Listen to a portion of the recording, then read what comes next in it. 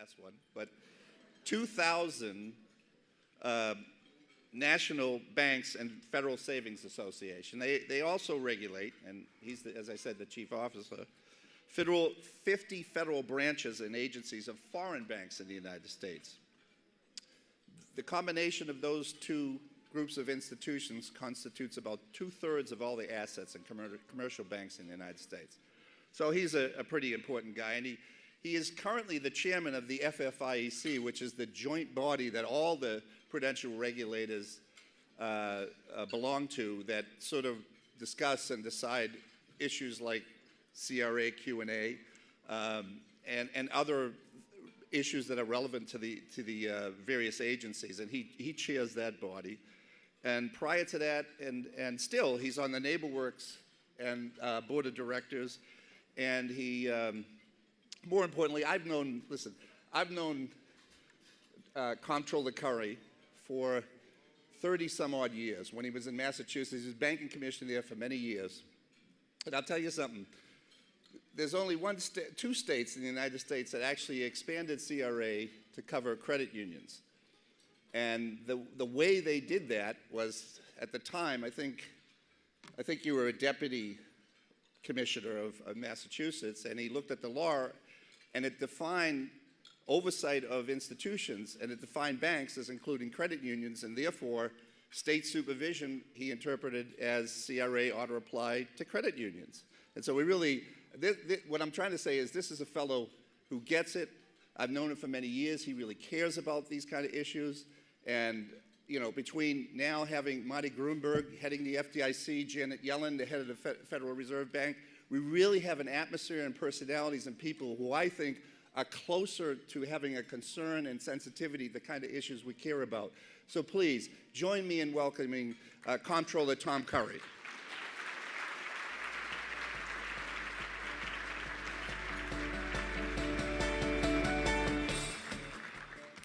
John, thank you for that very kind introduction.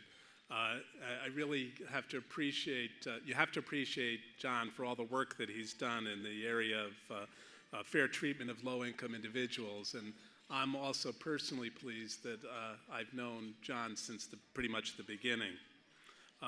NRC and John have been working to increase financial access for underserved communities for many years and doing it very well. But what I really think is important is to thank each and every one of you in this room for the hard work that you do individually and every day in support of this important mission. Last year at this conference, I discussed the banking agency's efforts to revise the Community Reinvestment Act and the proposed changes to the interagency CRA questions and answers that have now been finalized. I'd like to continue that conversation, but focusing on one particular area, how national banks and federal savings associations can more effectively serve the credit needs of rural communities, especially those that are economically distressed. The economic challenges facing many rural communities and what banks can do to support them have long been NCRC priorities. And I note that on the program you actually have a couple of workshops focusing on rural communities. And I could tell you one thing, that the OCC shares that priority.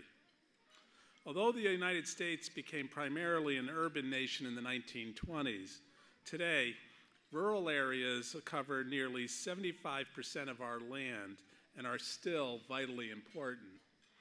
They have contributed immeasurably to our national history and culture and to a vibrant national economy. Rural America is a diverse composite composed of booming exurbs on the urban fringe to deeply impoverished colonias in the Southwest, the Mississippi Delta, and on tribal lands. Yet, although the challenges have been daunting, there remains in rural America a pride in what's there and a relentless spirit to overcome the challenges that they face. The financial services that banks and thrifts provide in rural areas include traditional offerings such as savings and checking accounts, as well as financing for homes, small businesses and farms, and municipal governments.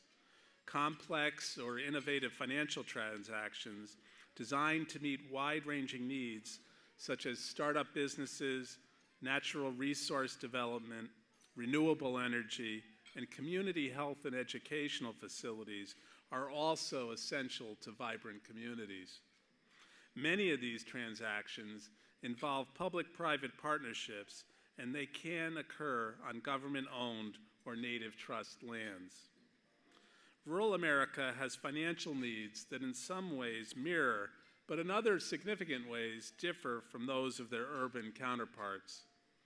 Our financial system needs to work for all parts of the country, and it is my firm belief that CRA should play just as important a role in addressing the credit needs of rural areas as it does in metropolitan areas.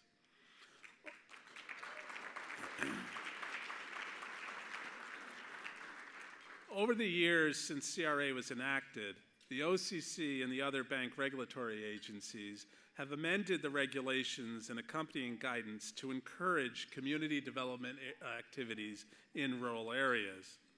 These changes provide CRA consideration for activities that benefit low or moderate income individuals or areas in the broader statewide or regional area that includes a bank's assessment area, as well as activities in rural, distressed, and underserved middle-income areas.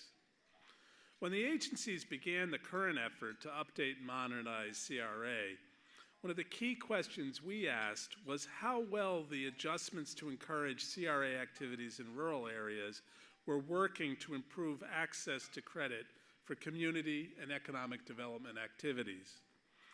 The 4 public CRA hearings we held in 2010 raised a number of concerns about the lack of financing in rural areas.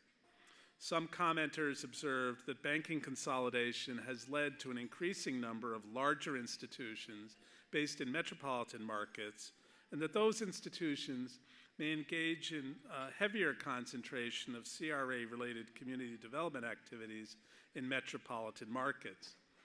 Many commenters said that the CRA guidance addressing consideration of community development activities in broader statewide or regional areas created too much uncertainty because examiners had the discretion to decide whether the benefits to the bank's assessment areas were too diffuse.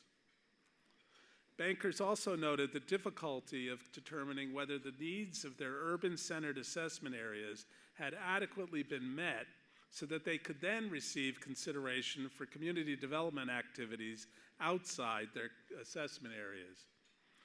In light of these uncertainties, some observers noted that banks tended to take the safe route and concentrate their community development activities where CRA consideration would be assured.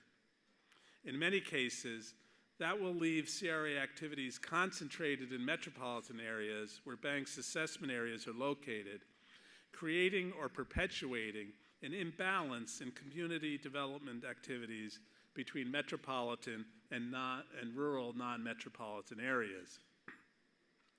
After listening to these concerns, last March, the agencies proposed several changes to the interagency CRA question and answers.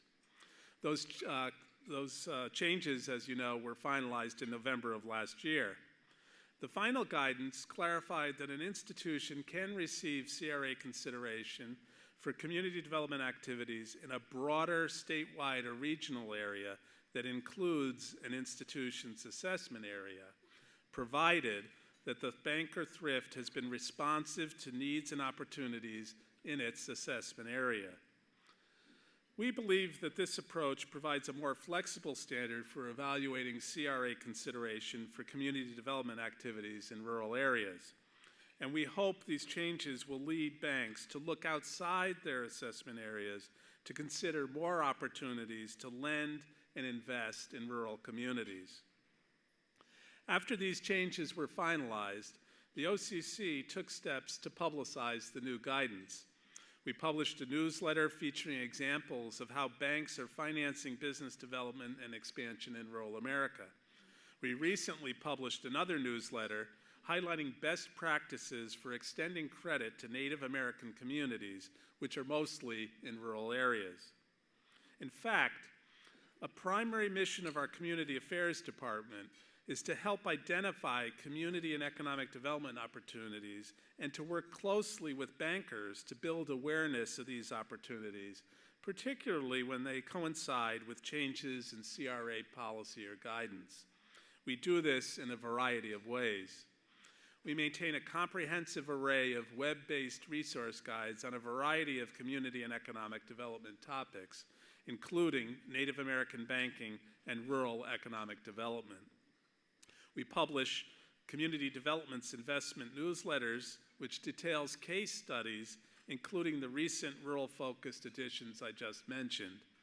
And our Library of Insights reports provides step-by-step guides to using a variety of community development programs. Our outreach efforts are also quite extensive. We regularly hold banker roundtables and conduct webinars to build awareness of CRA-related opportunities.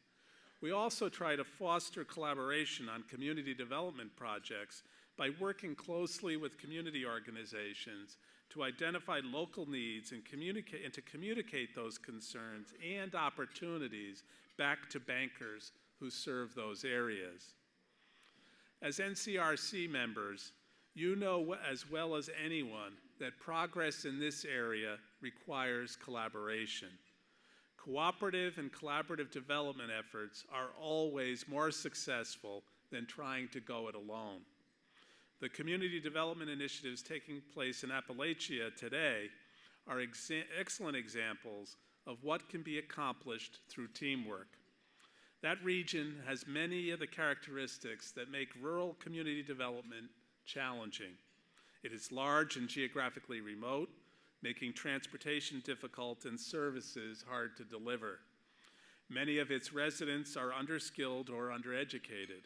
Poverty is rampant. In recognition of these problems, Congress in 1965 established the Appalachian Regional Commission, or ARC, to work across political boundaries with various stakeholders.